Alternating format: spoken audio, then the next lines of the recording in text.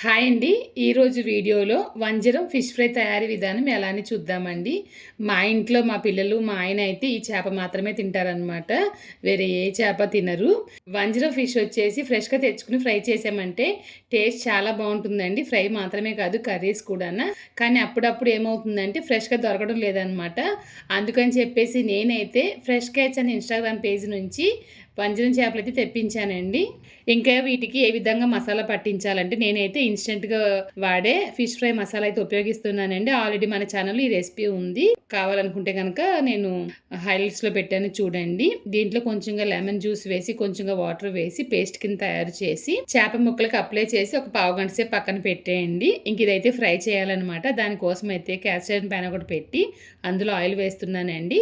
Oil వేడెక్కిన తర్వాత చేప ముక్కలు అయితే వేసేస్తున్నాను అనమాట. వేసిన వెంటనే కలపకూడదనమాట. అలా వదిలేసి ఒకవైపు వేగిన తర్వాత రెండో వైపు కూడా ఫ్రై చేయాలి. ఆ విధంగా 2, 3 సార్లు ఫ్రై చేసామంటే చాలా పర్ఫెక్ట్‌గా అయితే ఫిష్ అయితే ఫ్రై అయిపోతుందనమాట.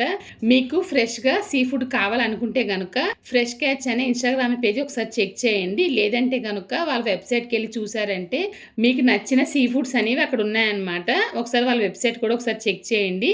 వీళ్ళెలా అంటే పట్టిన వెంటనే ఫ్రెష్‌గా మనకి పంపించేస్తారనమాట. ఇంక చాలా పర్ఫెక్ట్‌గా వంజరం ఫిష్ ఫ్రై అయితే తయారైపోయిందండి. మీరు కూడా ఒకసారి ట్రై చేసేయండి.